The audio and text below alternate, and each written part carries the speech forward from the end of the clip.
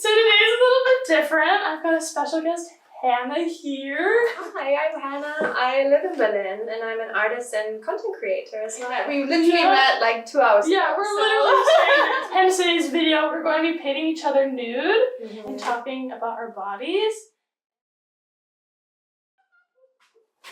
I'm so excited. I don't even know what kind of pose I should do. I think this is nice. Just sitting like this? However you feel comfortable, like Right. The first question. Wait. I need to find my pose. Yeah, what's the best pose? Can I just sit like this? Yeah, that's pretty. Oh my gosh, Okay. so like there's so many different angles going on. Perfect. How do you feel? I actually feel weirdly comfortable. I have worked with nudity throughout the last, I'd say 2 years now. I used to be at a point where I would have never done that. I mean, let's dive right in. I also I had like a phase where I was depressed and I had an eating disorder as well. And so I would never ever do something like this, especially not with someone I just met. So I feel honored right now. Honoring your body, Yeah. to paint it. Yeah, it's beautiful. There was a lot of shame in my life about my body, and I remember very vividly this one time that I went to a spa here in Berlin, and I was really excited to go there because it's really beautiful and super relaxing and I love spas. But then I could not enjoy it at all because I felt so uncomfortable. You are not allowed to wear any like bikinis or anything. Oh yeah, spas are different here, right? Yeah, you had a kind of a robe, but you could only wear it when walking around. I had the most horrible experience because I thought, I was so ashamed of myself and I would try to hide and I wouldn't want anyone to look at me. But I've come a long way, and so it makes me even more happy to see that I'm at this point right now where I'm just like, hey, I know not everything is perfect about me, and that's normal and that's great. And I can just accept myself for the person I am. It's really, really nice.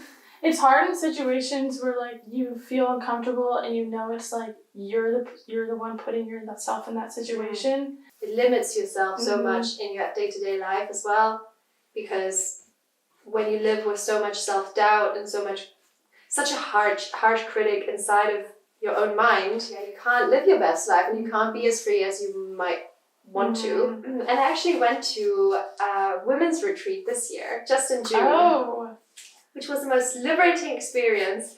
Do you know the term wild feminine? No.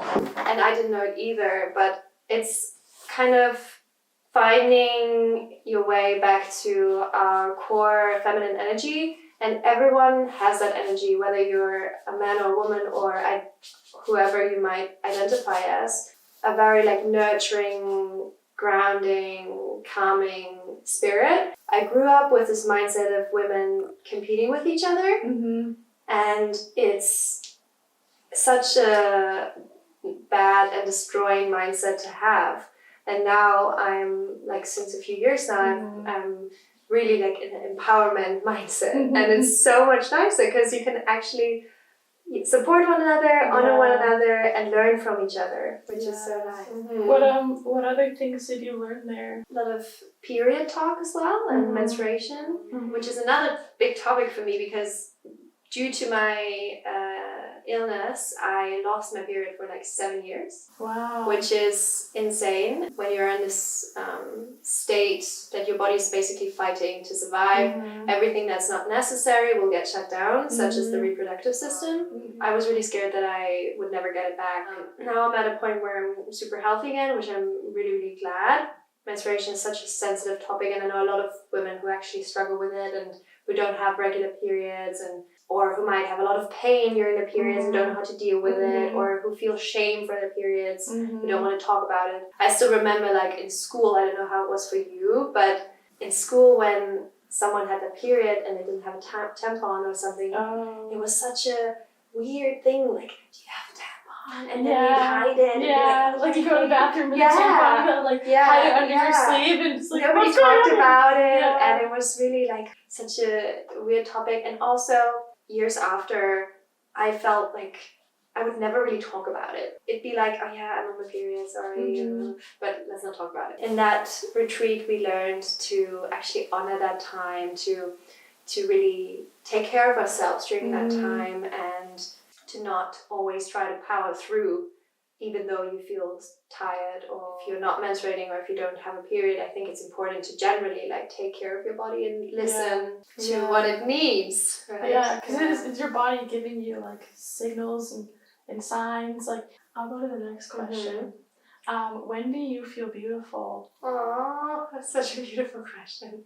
I feel beautiful when I feel like I'm allowed to be myself, which might sound like a cliche answer right now, but it's the truth, because a lot of times I try to adjust and I try to fit in, and if something was cool, I try to take it on and be like, oh yeah, that's cool, and although I might not even like it myself. Recently, only like a couple of years now, I've learned to really say, oh no, I don't actually like that, and I don't actually want to do that. And when I dance, when I'm like my quirky self, and when I speak my truth, and I have a feeling that it's actually, that people are actually interested to hear that and to see that, then I feel the most beautiful, because I feel seen. And that, I think, is the most beautiful thing. It's crazy how sometimes, I don't know if you feel the same way, but we judge ourselves on such different levels as we would judge someone else. Like when I look at someone who's super old with a lot of like aged skin, and I think, oh wow, it's so interesting. It shows their life, and it's so like, it's a form of art. They're their own masterpiece, and it's so beautiful. And then when I look at my own face, I'm like, oh, this is wrong, and this is off, and I'm so much more critical, and I'm learning to let that go. Yeah, just appreciating you for who you are. The next question is, parts of your body you're learning to love more. Okay, so basically my whole body. Next question.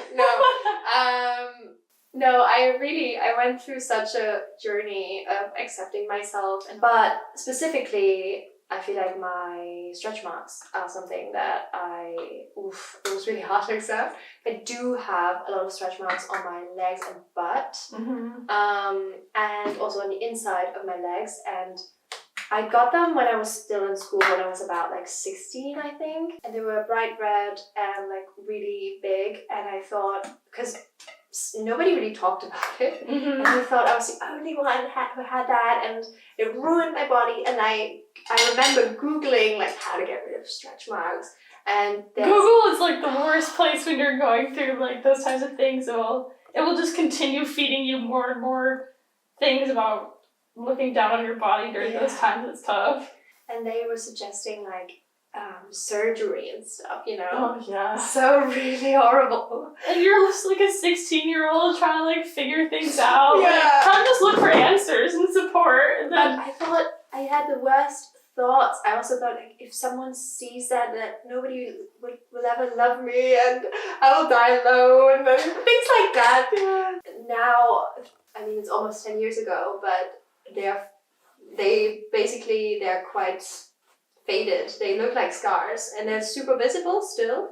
But yeah, now I'm really okay with it, and I think it's just a natural part of my body, and it shows my growth. And I'm seeing a lot of a lot of women who had babies show their stretch marks on their bellies as well, which I think is great, because it normalizes this appearance, and it's natural. And when people see this more, they will learn to accept it more on themselves as well. Yeah, visibility is important for those things. Like you'll think you're weird, or like something's different about you, only because like those things aren't shown. I also try to show that on my Instagram and talk about it. So I started my social media very, very differently. I started by sharing. Yeah, what was the inspiration in the beginning? Yeah, I moved to London after I finished school. I was really blown away by all the different places to eat at. And I shared that because I was so happy about it. So I had a food Instagram at first. Oh, cute. And then I remember this one time where I shared something about my mental health.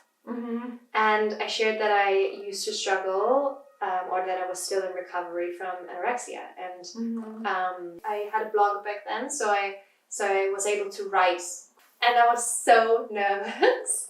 And people were so kind and sweet about it. But then I realized, okay, this can actually help people, and to see someone who kind of got out of this negative mindset. And so I thought, okay, if I can only help one person by sharing my story, then why wouldn't I do that? It evolved into this little platform that I have now, where I talk a lot about feminism and victim blaming and just being free. That's so beautiful. Next question. What's your relationship with your body now? It's kind of like a friendship. Obviously, I do have days where I'm like not okay with myself, and I'm like, oh, what is this? I look at myself and I'm like, oh, I just don't want to. As creators, we see our face so much. Mm-hmm. You're literally invited to compare yourself. Yeah. And it's really hard to not. 85% of the time, I'm really cool with myself. I look at my body as my home or something that I need to take care of. Mm-hmm. And whenever I have bad negative thoughts about myself, I try to look at myself like I was my friend or my sister. Mm-hmm. And then I'm like, oh, I would never tell that to someone else. Yeah, I'm trying to be my own friend. What have you had to unlearn to love yourself more? Ooh. This is a whole new topic now, but it kind of goes back to what I was saying at the beginning about menstruation. Because I always thought I'm only a proper good woman if I can have a baby, or if I'm going to be a good wife and a good mother and things like that. When I was faced with this challenge of maybe never being able to have my own kids, I had to kind of work through that and learn to accept that that doesn't define me at all, and I am worthy as a person, no matter what I achieve or what I'm able to do or whether I'm fertile or whether, what my sexuality is, what I identify as. And it doesn't matter. I mean, it adds to the way I live, and it shapes the way I live, but it doesn't change my worth. And so, just accepting myself for the person I am. When do you feel healthy? I feel most healthy when I'm nourishing my body. I think I live quite a healthy lifestyle, but then I also order food all the time. So I order a lot of shit as well. And especially when I'm alone, because then I'm like... Yeah, cooking for yourself is hard. Yeah, I eat a lot of fast food as well, which I wouldn't say is bad necessarily, but like... Yeah, food serves a lot of purposes. Like, I followed this food account and it talks about, like, food is not, like, this bad or good thing. No. Food has so many purposes, like, cultural purposes, or, like, comfort, if it's something you had when you were a kid, or, like, conveniency, or just, like, there's so much more to, like, bad and good, and it shouldn't be seen that way. But it's hard to see it that way because we're brought up to, this diet culture, and it's always like, don't eat that, do eat that, and what's right, what's wrong. I feel really healthy when I have a balance between socializing and me time. Yeah, I love the same thing about myself too. Yeah. And also love getting to know new people, and like I love just being nude with strangers and just getting naked. Yeah, it's just nice. That's what I do. It's not as scary as you would think.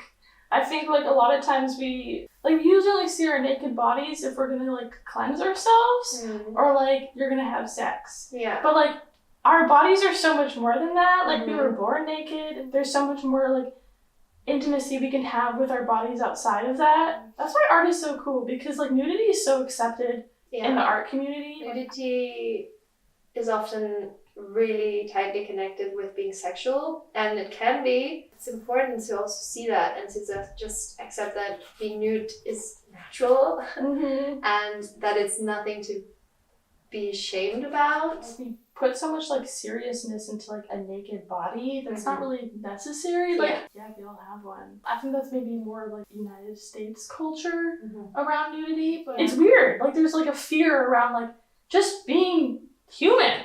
Amen. But I'm so intrigued to see your painting. Oh yeah, should we do the final review? Okay, I'm just gonna do like the last touch-ups. Would you mind like looking up? I was like trying to paint, because when you were like thinking about your questions, you would look up like that, and it looked so beautiful. I was like, oh, I need to capture this. I gotta be fast. Okay. I'm sweating right now. It's going. Okay, final reveal. Here's the painting. Oh my god! I love it! I love the way how it's kind of abstract, but then it's actually really detailed as well with the shadows, and it's so nice. Thank you. Well, I might actually hang that up in my apartment. Really? Yeah. Oh, that is so cute. Just as a memory. I'm also very excited because mine will look so different. I know, I'm excited to see the differences. Yeah. It's gonna be so fun compared. Alright. Time to get undressed. Are you ready? I'm ready. Maybe I'll just do your pose. How do you feel right now? I feel bare and I feel like I'm almost like a little kid. When you're naked as a little kid, you don't really think about it that much. Sometimes I prefer my body fully naked than with like a bra and under bra on. What makes you feel more comfortable when you're naked? When I can see all of it, I feel good. Like I love sleeping naked. I felt like really beautiful when I sleep naked because I feel so free. I'm like, oh, this is so cozy. Have you always felt like this about your body? No, it was never like a serious eating disorder, but 4th grade to 8th grade. 4th grade, that's so like young. 10 years old. I don't know where it came from, but I think it was just like being on the internet. On YouTube, I would look like the body, like booty building workouts and like ab workouts. And now looking back, I'm like I mean, we didn't know better at the time, but I'm upset that people made content that benefited off of people's insecurities. Like there's a reason they title it like ab workout, get a small waist or a big butt. I was just a little 11-year-old and was subject to that. Even today, still struggle like comparing, especially when I get a crush. If I have a crush on someone, that's actually when I get the most insecure. Oh, really? I really don't like having a crush on someone because I will start like thinking about maybe who they like or who's like prettier. How do I change myself so that they think I'm cute? And I kind of do it subconsciously, and then it makes me not want to be in like relationships. But that's something that's coming from you, or will they kind of ask you to change? No, it's all me. It's all on me. Wow. There was a book I was reading just about like ego and things, and it said we don't need to have opinions about our body. I can just look at my body neutrally. I don't need to think it looks good or it looks bad or like what I think about this or that. Like, it kind of just is. Yeah. And this is what I live in. That's all. Like I don't really need to delve in further all the time. It's often that you'll try to pose your body in a sexy way. Yeah. Like whenever like I'm like undressed, I look in the mirror, I'm like, oh, like okay, like I'm good. But like, why can't I just like look at my body as it is and be like, oh, okay. When you had these thoughts or you watched these videos when you were young, like, how did you get away from that? So I did those workouts and I would exercise like out of hate for my body all of middle school. And then into high school, I got into cross country. And then exercise became like how well I did in cross country. I reflected that on my worth and like led me to be really depressed sophomore year of high school. So I just like completely stopped exercising after sophomore year. So once I actually stopped exercising, I think I got to like love my body more. I totally know what you mean because I used exercise also as a form of punishment at times. It's unfortunate because like you don't get better or grow when that's how like we're looking at things. Yeah. When do you feel strong? I feel strong when I wake up early and I like force myself to wake up early. Like today! Like that made me feel strong. I'm like, yeah, I did it. I got up. I feel strong when I am disciplined. And when do you feel the most healthy? I feel the most healthy when I'm laying in the sun. I feel healthy when I'm laughing with people. Like really cracking up about something. What parts of your body are you learning to love? I've got specific ones because I think this has been on my mind recently. I've talked about it in a prior video and I have gotten better at loving it, but there are times where I'll feel insecure and it's my vulva. Because I don't even know, like from a very young age, I was really insecure about it. Okay. Because it's asymmetrical. I hadn't even seen other vulvas, but for some reason, I still thought like, oh my gosh, mine is weird. Like, this is definitely different. Like, I literally would think like, oh my gosh, my vulva is the only one that looks like this. It is so strange and asymmetrical. But then I'm like, well, if I do have a one-of-a-kind vulva, that's kind of cool too. Like, I've got some extraterrestrial special vulva anyways. Totally. Which I definitely don't. Like, there's so many different looking vulvas. And also there was a time where like you looking up about your stretch marks. Yeah. I was looking up about it and like immediately surgery comes up. Yeah. A labiaplasty. And then I like would watch just like videos about like loving your body, and I forgot who it was, but she said like it's kind of a form of rebellion to just accept your body as it is and love it. I was like, yeah, that's me rebelling, just being like, yeah, this is my vulva. Yeah. Like, I love it. I love that. I have a friend and she does workshops, but she's making like a mold of your vulva. And it's especially for people who struggle with accepting theirs, and then you can see it, because that is, I think, one of the big problems. Now I'm blabbering on. I want you to talk, actually. No, I want to hear this. This is so fascinating. I'm sorry. I'm so interested. It's hard to balance it with like, you talk. Honestly, like, it messes with my mind because I'm like, I want to talk about things that like I'm trying to relate to, and then I just say like random shit. Like, what am I saying? But please do like this is so interesting. I'll keep it short. No. Like, this is so fascinating.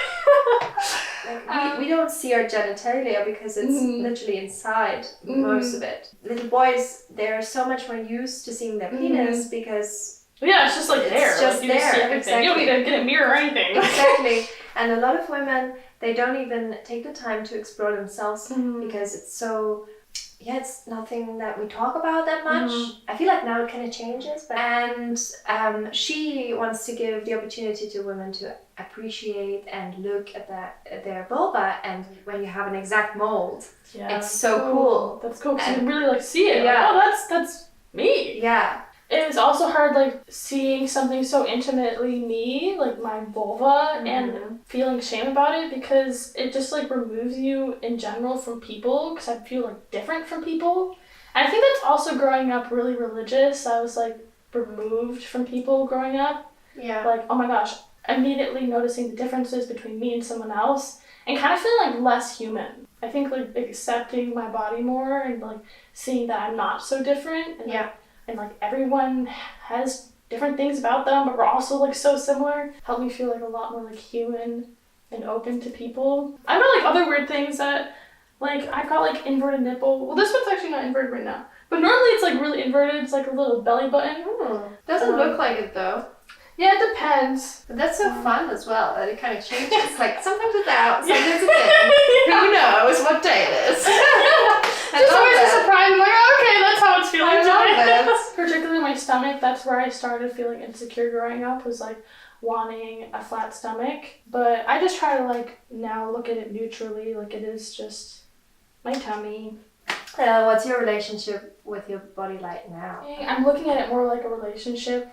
I think like you said earlier, like my body is telling me things. It's my job to respond to it. Like if my body's telling me it's anxious, it's important that I respond to that signal healthfully. Like people respond to their anxiety whether or not they do it in a healthy way or not. I'm like learning to have a relationship with my body and listen to it. Learn to trust it too, because I think my body will know if it can trust me. And maybe that's why it gets so anxious, because it's like, I can't trust that she's going to do what I need right now, because I'll like forget to drink water or like eat consistently, because just like scatter all over the place. I think that's kind of what anxiety might also be signaling, is like, you're not connecting with yourself right now. Yeah. Like your mind is so somewhere else. Do you also have panic Relationship attacks now. at times? Or? I did. Oh, actually, this is important. I wanted to meaning to talk about this on the YouTube channel. Last October, I was in Germany.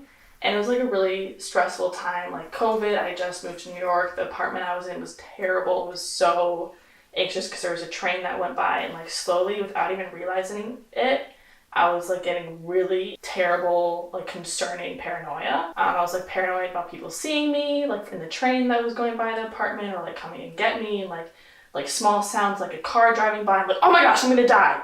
Like it was, or like if I was in the car and returning, like I don't trust that person, like, oh my gosh, we're gonna get hit by that car. Yeah. And so I was in Germany, and like there was this build up beforehand, and I was with a group of friends I didn't know very well, and we were smoking weed, and I smoked way too much because I had only smoked like a handful of times before, and I actually like really enjoyed it. I'm like, whoa, it like really helped me calm down. It helped me just focus on one thing at a time. Yeah. Like, this is so great that I can find some relief. But I was just like overly excited for it, smoked way too much, was in an unfamiliar setting, I did everything wrong. And I didn't even know like it was possible to have a bad experience on weed, because I think people try to like push weed like, oh, it's good, like we need to legalize it, it's great, and like I think weed has so many great benefits. It's not all bad or good. And then I smoked way too much, and I get so high, and then my heart was like beating to the sound of the music. And I was like, okay, that's cool. And then it started beating like faster, like so fast. And I had a panic attack, and I had never had one or like understood what like that was. And I literally thought I was dying. I saw like my ex-boyfriend at the time flash before my eyes, and like I'm never gonna see him again. I saw my family flash before my eyes, and I was like, I'm gonna die terrified. And then it just like triggered like basically an episode, like a psychotic episode for the next like 24-ish hours. It was very, very scary. I think I still have a little bit of PTSD from it because it was like the most traumatic thing I've been through in my whole life. But it did cause like a panic disorder that winter. Panic attacks are scary. It's so physical. Like I think a lot of like mental things we usually think about being in our head, but like panic is like so like it's our body's like fight response, and it's like beyond the roof. But I'm grateful for it because it made me take myself more seriously and like my depression and anxiety more seriously, because I think like I didn't take it seriously before, or I didn't like honor or like trust myself, and like I'm not okay. Thank you so much for sharing. Yeah, I've been like meaning to share it for a while, but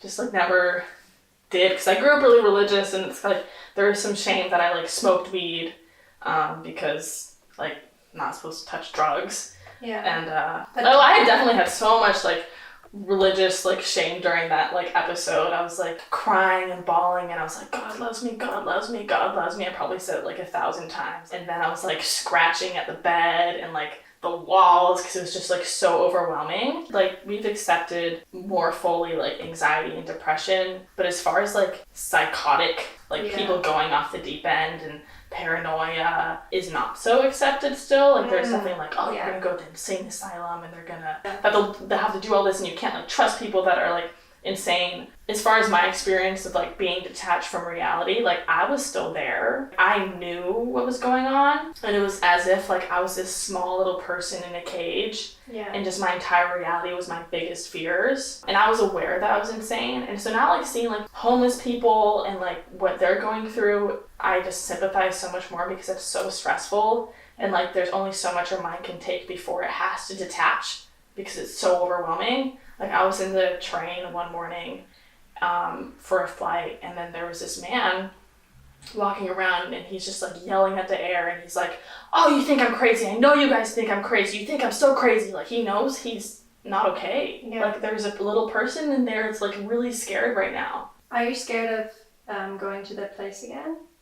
I did have a little bit of like obsessiveness with like going insane again. There was one time when I started feeling nauseous, and like I felt nauseous during the episode. Yeah. And so like once I started feeling nauseous, it kind of threw me into the panic of like, am I gonna go insane again? There's like waves of it still, like, oh my gosh, like am I okay? Like are things like normal right now? But I'm doing a lot better. It was a trauma, it was an injury to me. Like it's gonna take a while to heal. Is there something you've learned on your personal self-love journey that you would like to share? Being really careful about what content you watch. I think that's what like made me so insecure so young, was the content I was looking at. It can even be like a fashion inspiration photo, but when I have like too much influence of something I want to become, that influences me really negatively. Being more aware about what will bring up insecurities in me and noting it, and then getting rid of it. Also like going through the people you follow and questioning like, is this something that adds to my life, or is this something that actually makes me feel shit? Yeah. And it's so cool also to have this experience today, because when would you meet someone and then dive into these crazy topics and be so vulnerable, not only physically but mentally as well? And I appreciate that so much, because you feel connected on the different levels. I feel so connected to you. I'm like, I know you can. Like, so do you want to see your picture? Yeah, oh my gosh, I want to see. Alright, so I have some explanation to do. Wow. Oh my gosh, this is so beautiful! So when you were talking, like, so at first it started like kind of like a normal portrait, but then when you were talking about your vulva, I was like, I need to make this a sun, like coming out. That is so beautiful! Oh my gosh! And then the nature, because you the things you were saying about like nudity has become more natural and we need to accept ourselves, so I added like the plants all around. I feel so seen. This is so beautiful, Hannah. No, this was such a fun experience. We were strangers, but now we're not so much strangers. Not at all. Here we've got the finished pieces. I also love how different they are. Yeah. I love seeing that, the different colors and shapes. I love it. It's like how we saw each other in that moment. Yeah. Here we are, the finished pieces. I don't know if I should stay naked for this part. I'm like, shut up. Do you want to? I'll just stay naked for okay. Well, thank you so much. I learned so much about you. You're such a strong, beautiful woman. I'm so happy that we made it work, and thank you for using your platform the way you do. I told her before, but I admire you so much, and thank you.